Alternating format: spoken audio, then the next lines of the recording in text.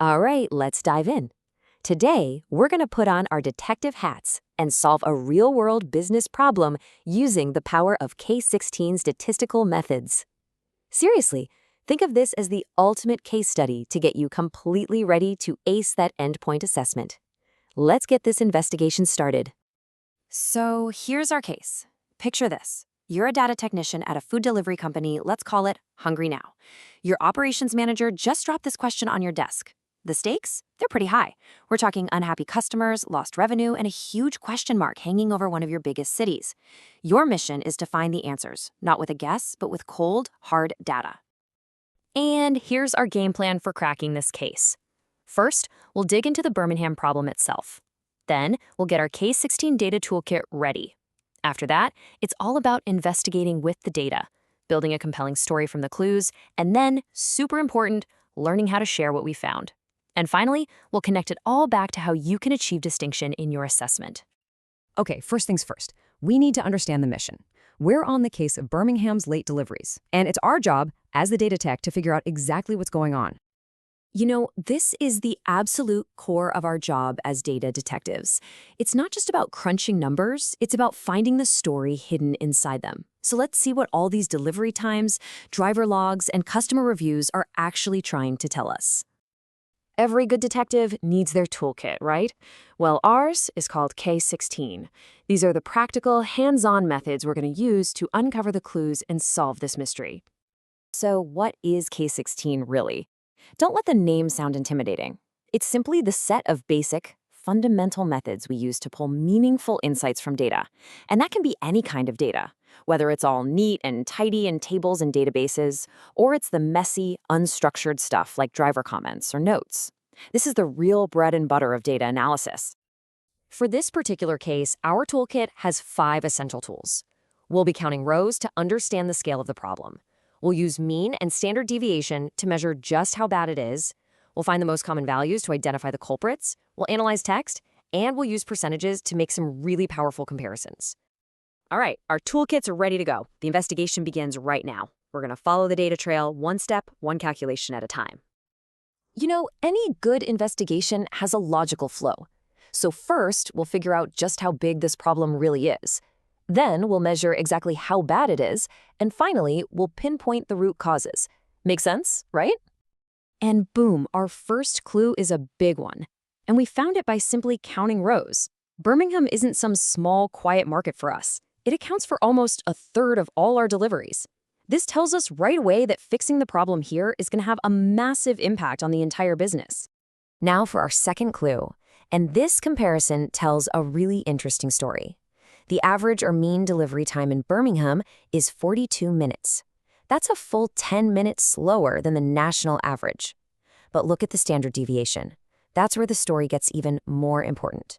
It's 12 minutes in Birmingham versus just 5 nationally. And this is the real heart of the issue.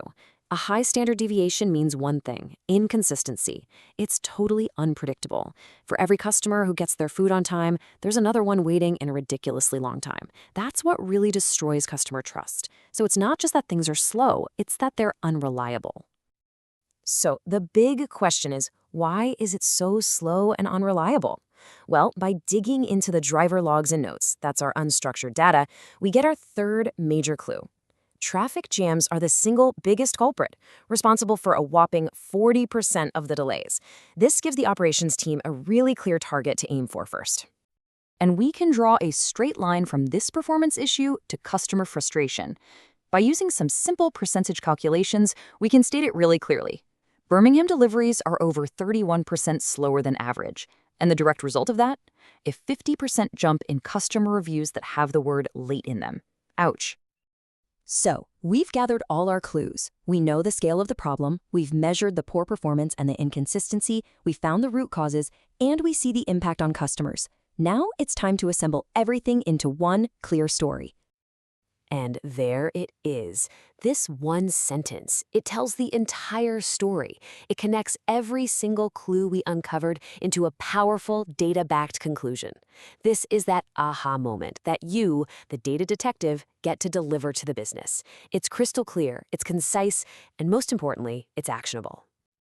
But hold on. A detective's work isn't done just because they've solved the case. You have to present your findings in a way that people will actually listen to, and the absolute key to that is knowing your audience. The same story often needs to be told in different ways to have the biggest impact. So let's think about your first audience, senior management. These are the execs. They don't need all the nitty-gritty details about standard deviation formulas. They care about one thing, the bottom line. We're talking cost, risk, revenue, and brand reputation. So you frame it like this. You translate the stats into business speak. A third of our customer base at risk? Now that's a phrase that gets attention in the boardroom. You're talking their language, focusing on the big strategic impact. Okay, now for the operations manager, the person who gave you this task in the first place. Their focus is completely different. They live and breathe logistics and process. They need to know not just what the problem is, but how to fix it. For them, you give a recommendation that's tied directly to the data. You point to traffic, the biggest lever they can pull, and you suggest a specific actionable first step. This gives them a clear path forward that's based entirely on your analysis. Okay, let's bring this all home. This whole detective exercise, it wasn't just a fun case study. It is a direct rehearsal for exactly what you need to do to truly excel in your endpoint assessment. So, here's how it all connects. In your scenario demonstration, you're going to be performing these exact types of calculations. But to get that distinction in your professional discussion, you need to be able to explain the why you chose these specific methods, and this is critical, how you tailored your communication for different people. That's the higher level skill that really stands out. And that's really what being a great data technician is all about. It's not just about finding the right answer, it's about telling a compelling story that actually drives action. So as you look at the data in your own work, always ask yourself this question. Your data has a story. Who needs to hear it first?